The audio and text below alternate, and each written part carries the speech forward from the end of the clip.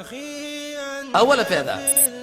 د دې مصیبت راتل په دې څلور کونج دنیا باندې کرونا دا او غیر کرونا دې کې بل ډېری فائدې او خيو پیدا پکې دا ده چې زمونږ د الله زور دې ټول جهان لمالو شو دغه طاقت دی هغه لوی بدمعشان څنګه په ګوندو کړ چې کله په سټیج لراغله کله به په یو کمپنی و انټرویو په یو ځای کې ورکوله شکلونه به څنګه خوځول وحکوي کې به څنګه خبرې کولې محمد رسول الله د متکبرین علامه دا ذکر کړي وحکوي کې خبرې کوي تا به دا ګمان کوو چې په کمزور ضعفاو باندې غوي گزارونه بریدونه وکړه چې دنیا ودرولې د دې سره ودرولې د جاز نه کته کېدل په واجب انداز باندې تاګه یو خبريال سره خبره په واجب انداز باندې خبره نور حرکتونه په واجب طریقه باندې لیکن رب العالمین د شي گزار ورکې د دنیا لا چې خپل زور بالا تری هغه په ټولو خلکو باندې ثابت کړل او ټول عمر له بل فائدہ د دې امتحان چې امام قاسمی بیان کړی د انابت سمانا يدور مع الحق حقدارا قران او سنت په سلاس دغه لاس نیو وکړه لکه یوړون دي پسترګو معذور دي روح سړي د لاس نیولې دي په کوم طرف باندې چې وګړي رواني کی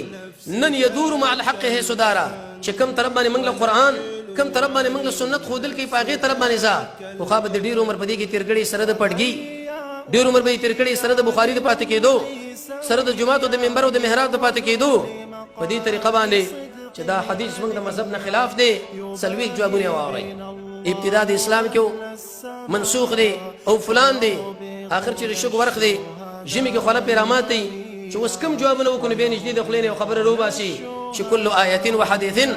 کم یو آیات او حدیث چې زمونږ د مذهب نه خلافي یا هغه منسوخ دی یا هغه کې تعویل شوی دی الله دا مصیبت ولې راوستو ومنګ او تاسو ضعفاء مسلمانانو غوونه رب العالمین تا وکړو چې پرې در خلکو اقتدا پرې د دې مليانو اقتدا چې تعالی کوم معلومات شوی دی چې حق په دې حدیث کې دی حق په دې آیات کې دی لیکن د دنیا د لالچ د مقتدی د یری د څورو پکوي د وجنا نن باغی جانب کې تکلک ولاړي الله کله کله دا ټکونه خلق لور کی يدور مع الحق حفظارا دی خو الله وراشي نن ټول پرې دا نن در باندې سبدا مصیبت راغی صاحب زکام څومره پریشانی نه دي څوک دکانونه بندي څوک کورونه کې کینې څوک په بل سبا یو بل کرنټین در باندې روان دي چې قبر دی التبه په څه باندې بچکیږي چې کله به تور مثال تاسو د قران او سنت انډوالي تیر شي تاسو ګورئ چې کله دا مصیبت راغی څنګه خلکو ځان لستاکونه جمع کړه چا یو شی جمع کې چابل وکه په کور کې بندي شم